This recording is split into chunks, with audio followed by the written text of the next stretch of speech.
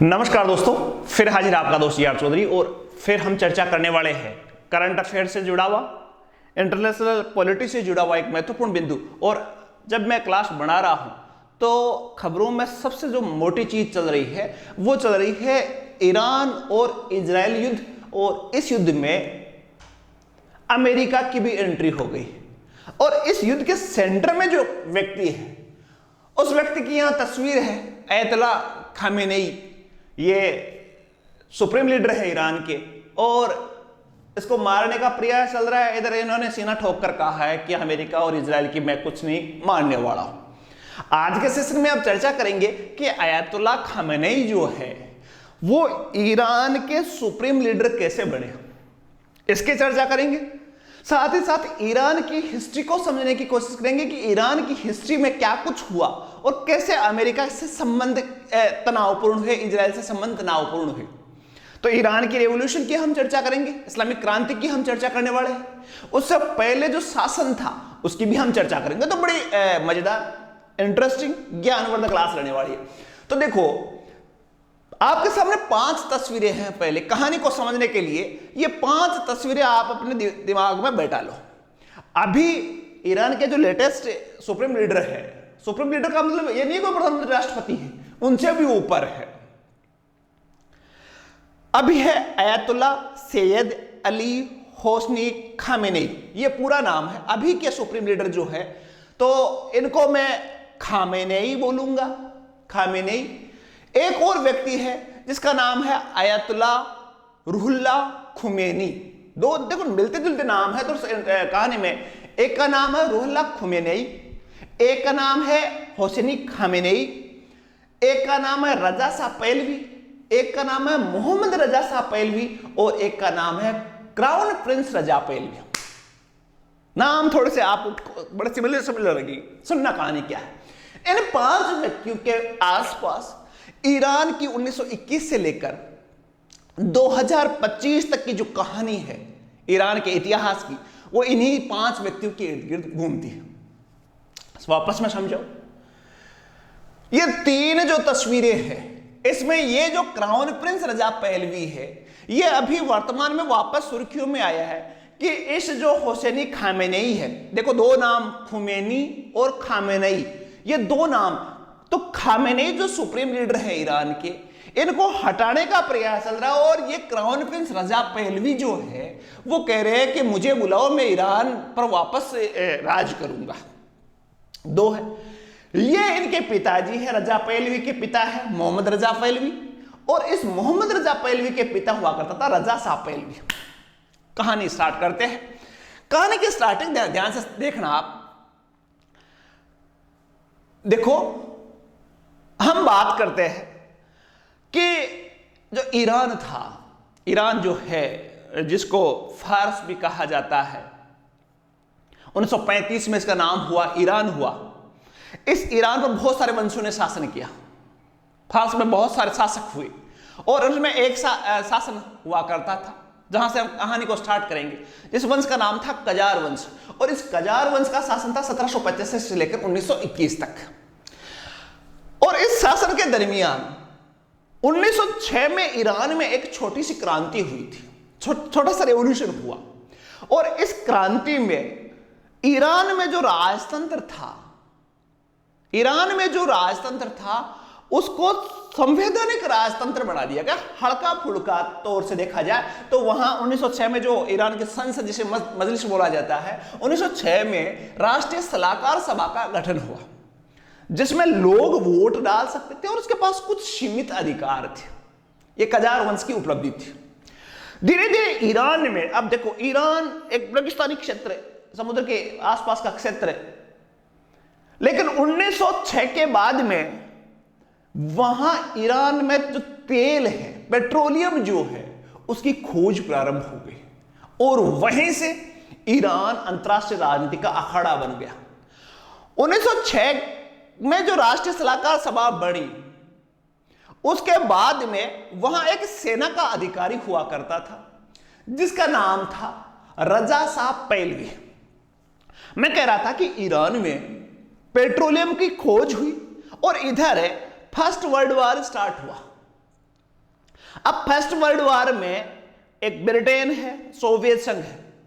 ये दोनों ब्रिटेन और सोवियत संघ चाह रहे थे कि ईरान में जो पेट्रोलियम निकल रहा है उस पर उनका कब्जा हो, लेकिन धीरे धीरे सोवियत संघ को पीछे धकेलकर ब्रिटेन वहां अपने पांव फंसा रहा था और ज्यादातर जो पेट्रोलियम का जो उत्खनन होता था, पेट्रोलियम जो निकाला जाता था वो ब्रिटेन के द्वारा निकाला जाता था। और ब्रिटेन ये चाहता था कि ये जो कजार वंश है उसकी जगह एक ऐसे व्यक्ति को शासक बना दिया जाए जो ब्रिटेन की पूरी मदद करे इस पेट्रोलियम वाले मामले में, उसकी कोई टांग खिंचाई नहीं करे।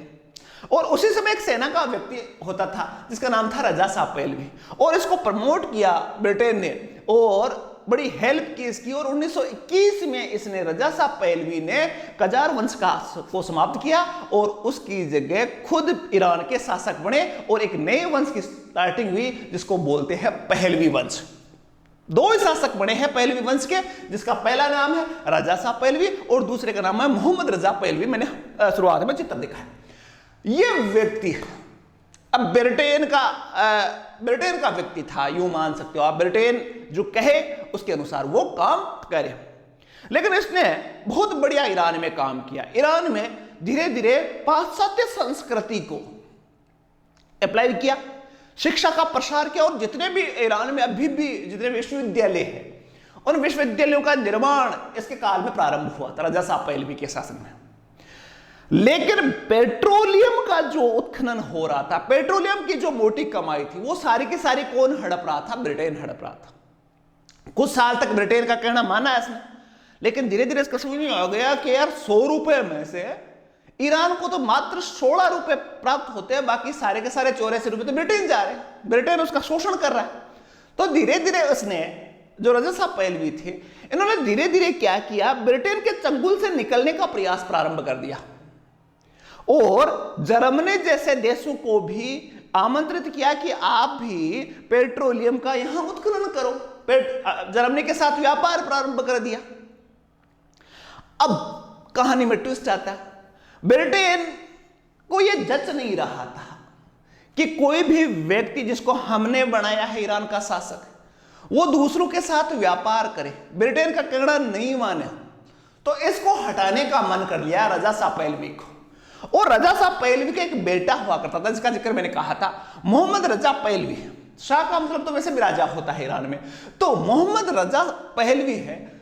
उसको 1941 में जब सेकेंड वर्ल्ड वॉर चल रहा था, सेकेंड वर्ल्ड वॉर में ब्रिटेन और सोवियत संघ एक ही खेमे में थे और इधर ईरान की जो लोकेशन है वो बड़ी महत्वपूर्ण थी सोवियत संघ को हथियार सप्लाई करने में। जर्मनी से युद्ध लड़ रहा था सोवियत संघ, अब सोवियत संघ को हथियार चाहिए थे और हथियार सप्लाई ईरान के रास्ते से होने थे।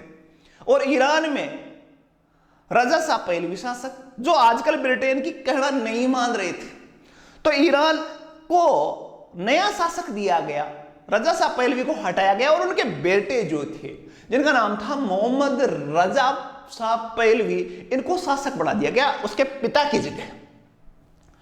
इन्होंने मोहम्मद रजा शाह पहलवी जो थे उन्होंने कहा कि चलो पिताजी की जगह मुझे शासक बना दिया गया, मैं अब ब्रिटेन का कहना मानूंगा, जैसा ब्रिटेन कहेगा वैसा करूंगा। और पाश्चात्य संस्कृति को उसने ईरान में अपनाया, शिक्षा का प्रसार किया। आगे मैं बताऊंगा आपको।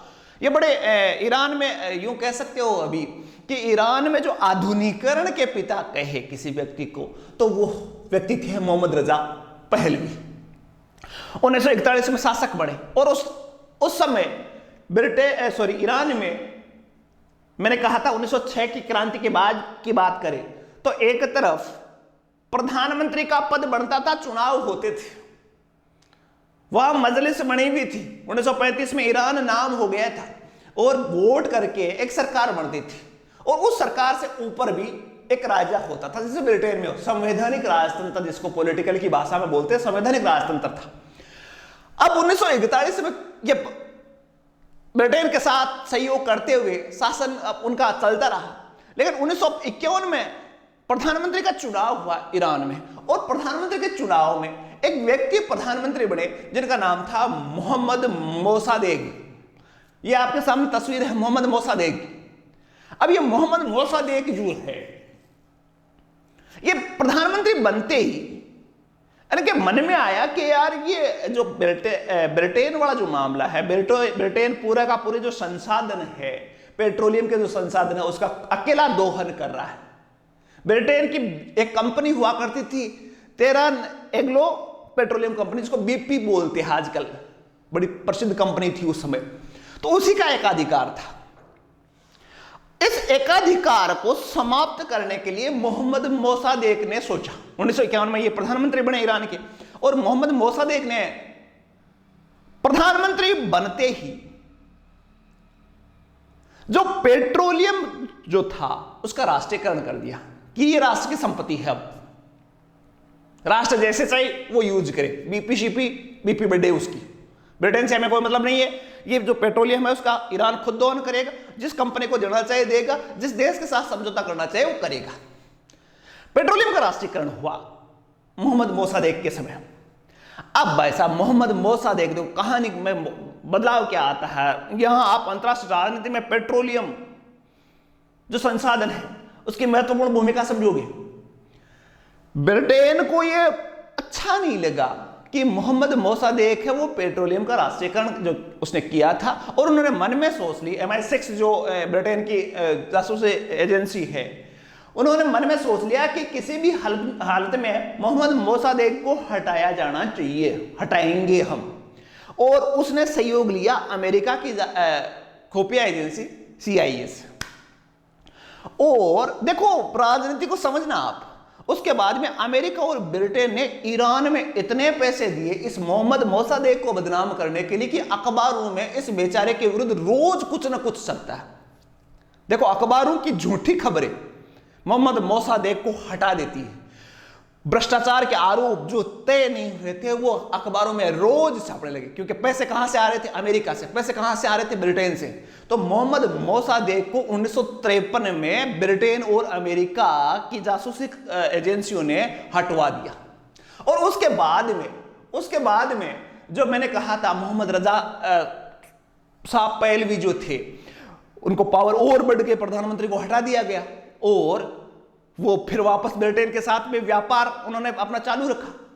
जो 16% पेट्रोलियम से फायदा हो रहा था, मोहम्मद रजा साहब ने कहा कि यार पेट्रोलियम की कीमत थोड़ा सा हमें भी फायदा ज्यादा दो। 20% के आसपास ईरान को फायदा मिलता रहा, दूसरी कंपनियों के साथ भी व्यापार होने लगा और ईरान की आर्थिक स्थिति सुधरी। कहा जाता है कि ईरान में सबसे ज्यादा जो विकास हुआ वो मोहम्मद रजा साहब के समय में, प्रति व्यक्ति आय बहुत बड़ी। यह जरूर था कि एक तरफ संपन्न बढ़ रहे थे, गरीबों को ज्यादा फायदा नहीं मिल रहा था। तो मोहम्मद रजा शाह के बाद में अब कहानी क्या हुई, 1963 में हम पहुंचते हैं कहानी में। 1963 में मोहम्मद रजा शाह जो पहलवी जो थे, उन्होंने ईरान जो था उसमें परिवर्तन करने के लिए, आधुनिकीकरण करने के लिए, व्यवस्थाओं में बदलाव के लिए, आर्थिक विकास के लिए एक क्रांति की स्टार्ट की 1963 में। और उस क्रांति का नाम कहा जाता है, जिसको बोलते हैं श्वेत क्रांति, सफेद क्रांति। इसमें क्या था भाई सफेद क्रांति में? सफेद क्रांति में महिला पुरुषों को अधिकार बराबर दे दी गई। एक मुस्लिम राष्ट्र में महिला और पुरुषों को बराबर, महिलाओं के लिए यूनिवर्सिटियां खोली गई, बहुत सारी कॉलेज खोली गई, शिक्षा का प्रसार हुआ, मतदान का अधिकार महिलाओं को मिल गया। इसके साथ साथ भूमि सुधार किए गए, बहुत सारे ट्रांसपोर्ट के लिए बहुत सारी सड़कें बनाई गई। जो ईरान था उसकी संस्कृति में खुलापन आने लग गया। आजकल ईरान के चित्र देखोगे तो बुरके में महिलाएं दिखेगी, लेकिन उस समय के मोहम्मद रजा शाह पहलवी के समय देखोगे तो ईरान और तुर्की जैसे हालचाल हो गए। तुर्की में जिस प्रकार की कल्चर है या अमेरिका की जिस प्रकार कल्चर है, उस प्रकार की कल्चर है, वो बड़ा खुलापन आया। और ये खुलापन जो है वो मोहम्मद रजा शाह पहलवी का एक तरफ ईरान में उत्थान हो रहा था और एक तरफ मोहम्मद रजा शाह पहलवी का ईरान में विरोध भी प्रारंभ हुआ 1963 की श्वेत क्रांति के बाद। महिलाओं को वताधिकार दिया गया, गैर मुसलमानों को भी पद संभालने का दिया गया, साक्षरता अभियान चालू हुआ, बहुत सारे काम इन्होंने बहुत बढ़िया करवाए। लेकिन जनता है भाई साहब, कितने भी अच्छे काम करवाओ उसमें एक तबका होता है उसको नुकसान होता ही। जैसे मौलवियों के पास जमीन थी और इन मौलवियों की जब जमीन छीनकर किसानों को दी जाने लगी तो मौलवी नाराज हो गए, नाराज डेफिनेटली उनका नुकसान हो रहा था। तो 1963 में बदलना चालू हुआ। लोग विरोध करना चालू कर दिया। लोगों ने ईरान में मोहम्मद रजा शाह पहलवी जो थे इनका विरोध चालू कर दिया। इधर अमेरिका, ब्रिटेन इनके खास थे, पूरे सपोर्ट में थे। और ईरान में एक खुफिया पुलिस बनाई गई जिसका नाम था सावाक। क्या नाम था? और इसका काम था कि मोहम्मद रजा शाह पहलवी के जितने भी विरोधी हैं उन विरोधियों को ध्यान में रखा जाए, उनको पकड़ा जाए और विरोध को पहले ही कुचल दिया जाए। और इस सावाक पर यह आरोप लगते थे कि ये सावाक नहीं है, अमेरिका की एजेंसी है, अमेरिका के लोग इसमें काम करते हैं। तो यह भी एक विरोध का कारण रहा। तो 1963 के बाद एक व्यक्ति उभर कर सामने आए और वो ईरान में इस्लामिक नियमों के आधार पर शासन व्यवस्था की बात कर रहे थे। मोहम्मद रजा शाह पहलवी का विरोध कर रहे थे और उस व्यक्ति का नाम था खुमेनेई। मैंने पहले चित्र बताया था। 1963 से कहानी वापस देखो। श्वेत क्रांति के बाद में 1963 में दोपहर को जो खुमेनेई थे उन्होंने एक मदरसे में भाषण दिया और मोहम्मद रजा शाह पहलवी के जो बातें थी, जो श्वेत क्रांति थी, इसका विरोध प्रारंभ कर दिया कि यह गलत है, यह अमेरिका का पिट्ठू है, अमेरिका हमारा दुश्मन नंबर 1 है, इजराइल हमारा दुश्मन नंबर 2 है और ये जो मोहम्मद रजा शाह पहलवी है ये अमेरिका का बिल्कुल मोहरा है। इस प्रकार का भाषण हुआ। लोग पहले भी विरोध में थे और जब 1963 में यह भाषण हुआ तो उसके तुरंत बाद में है मोहम्मद रजा शाह पहलवी की सेना ने उनको जेल में डाल दिया। कुछ समय जेल में रहने के बाद में जब जेल से वो छूटे, खुमेनेई की बात कर रहा हूं मैं, जेल से छूटे तो उनसे कहा गया कि आप माफी मांगो। उन्होंने माफी मांगने से मना कर दिया। उसके बाद में कहा जाता है उसके एक बार खुमेनेई के चार्टा भी लगा दिया था। उसके बाद में उनको देश से निकाल दिया गया। 1964 में खुमेनेई को देश से निकाल दिया गया। 64 को देश से निकालने के बाद में उनको भेजा गया तुर्की। तुर्की से वो इराक आए और इराक से वो फ्रांस चले गए। खुमेनेई की बात मैं कर रहा हूं, जो ईरान की क्रांति के जनक थे उनकी बात कर रहा हूं। बात थोड़ी सी आगे बढ़ाते हैं। इसी दरमियान ईरान में कुछ ऐसे एक्सीडेंट हुए जो मोहम्मद रजा शाह पहलवी का जो शासन था उसको हटाने के लिए पर्याप्त थे। तारीख थी 14 अक्टूबर 1971 को। ईरान के मोहम्मद रजा शाह पहलवी ने एक पार्टी का आयोजन किया रेगिस्तान में, ईरान के रेगिस्तान में। किस सिलसिले में किया कि जो फारसी एम्पायर था, फारसी राजवंश थे, उसको 2500 साल हो गए और इस 2500 साल को भव्य रूप देने के लिए मोहम्मद रजा शाह पहलवी ने 1971 को एक बहुत बड़ी पार्टी करवाई रेगिस्तान में और उस पार्टी में विदेशी मेहमानों को बुलाया गया और बड़ी शानदार तरीके से आवभगत की। पैसे पानी की तरह बहाए गए।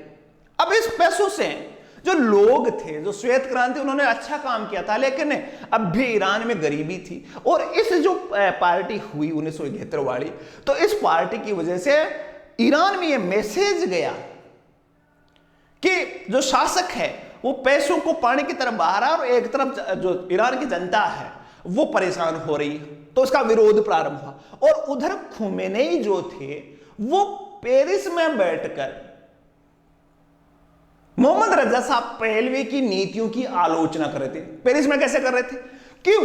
खुमेनेई जो थे वो पेरिस में बैठकर ऑडियो रिकॉर्ड करते थे और ये ऑडियो ईरान में गुपचुप तरीके से भेजा जाता था और ईरान की मस्जिदों में वो उनके खुमेनेई के संदेश है वो बड़े प्रचार प्रसार हो रहा था। तो 1971 में फिर मोहम्मद रजा शाह पहलवी का विरोध हुआ। इसी बीच एक सिनेमा हॉल था जिसमें 1978 को आग लग गई और लगभग 400 के आसपास आदमी उसमें जलकर मारे गए।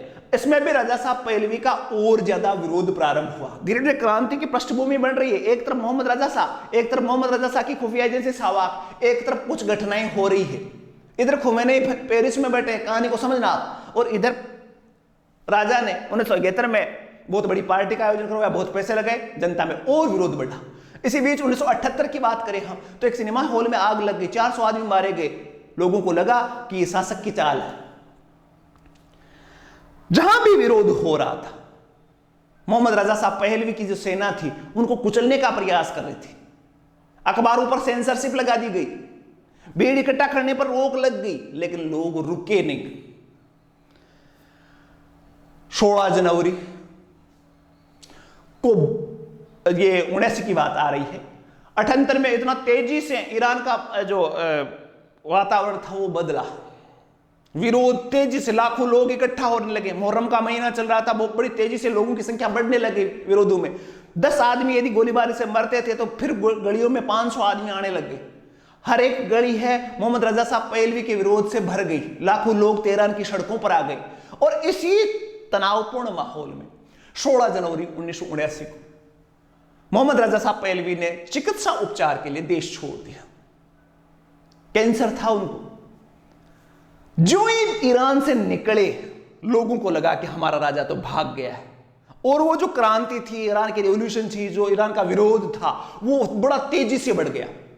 इधर मैं कह रहा था, खुमैनी पेरिस में बैठे थे, उनके संदेश ईरान में बज रहे थे, लोगों के लोकप्रिय हो गए थे। अब लोगों ने जिस व्यक्ति को बुलाया वो व्यक्ति थे खुमैनी। यहां चित्र है आपके सामने। 1 फरवरी 1979 को खुमैनी एयर फ्रांस की यात्री विमान से तेहरान पहुंचे और यहां लाखों लोगों की संख्या ने इनका स्वागत किया। मोहम्मद रजा साहब पहलवी भाग चुके थे, शासन नया चेंज हुआ, सर्वोच्च नेता बने और वो व्यक्ति थे खुमैनी। बात कब की है? बात है 1979 की। ईरान में संविधान में परिवर्तन हुआ, वोटिंग हुई, 98% लोगों ने इस नए संविधान के पक्ष में वोट दिया गया। शरिया कानून लागू हुआ ईरान में।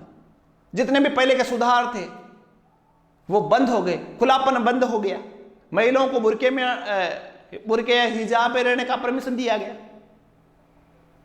ईरान जहां खुलापन था वो एक नए परिवर्तन में आ गया। इसको इस्लामिक क्रांति कहा जाता है और शिया धर्म को वहां राजकीय धर्म घोषित कर दिया गया। धर्मनिरपेक्ष राष्ट्र नहीं रहा। खुमैनी की बात हुई। अब देखो, खुमैनी के उत्तराधिकारी थे और वो अभी वर्तमान में ईरान के सुप्रीम लीडर हैं अयातुल्ला खामेनी। देखो, खुमैनी की बात नहीं कर रहा हूं, खामेनी की सुनना आप। ये कैसे बने पैसा? 1979 में आए खुमैनी और 1989 तक ईरान के सुप्रीम लीडर रहे और 1989 से लेकर आज तक ईरान के जो सुप्रीम लीडर है वो है खामेनी। हुआ ये, इनके थोड़ा जन्म की बात करूं तो 19 अप्रैल 1939 को इनका जन्म हुआ। कुरान 5-6 साल में उन्होंने पढ़ना प्रारंभ कर दिया था, धार्मिक शिक्षा लेना उन्होंने प्रारंभ कर दिया था। धीरे धीरे उन्होंने और बड़ी शिक्षा प्राप्त करने के लिए एक विश्वविद्यालय में एडमिशन लिया और उस विद्यालय में शिक्षक हुआ करते थे खुमैनी। अब ये खुमैनी से बड़े प्रभावित थे खामेनी। 1964 में खुमैनी को निर्वासित कर दिया गया, पेरिस से ले गए खुमैनी। और मैंने कहा था कि इसके ऑडियो रिकॉर्ड है वो ईरान में बजते थे। ये ऑडियो रिकॉर्ड और उनके संदेशों का प्रसार करने की जो जिम्मेदारी थी वो इसी व्यक्ति पर थी।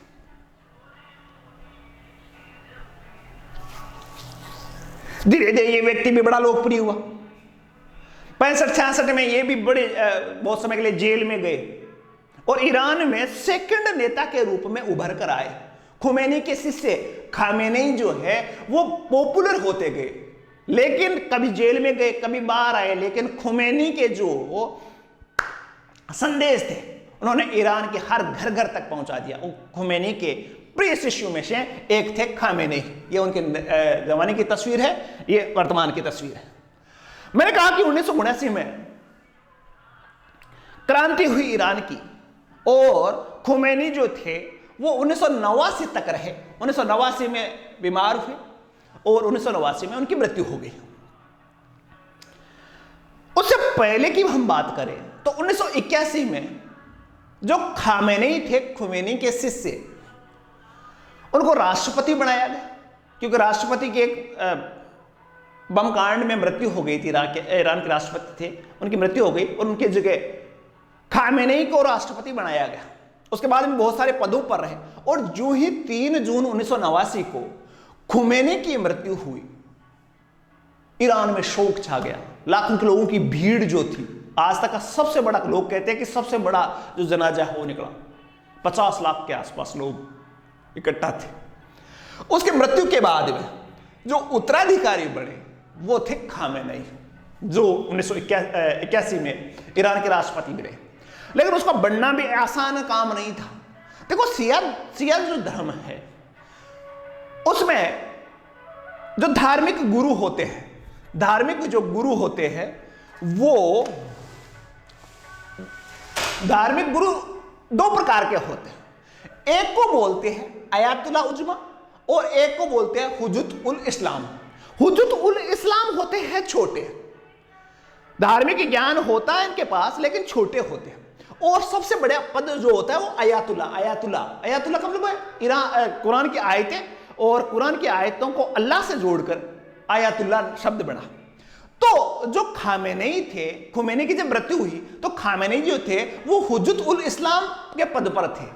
और ईरान के संविधान में जो सर्वोच्च नेता बन सकता है वो अयातुल्ला उजमा हो सकता है।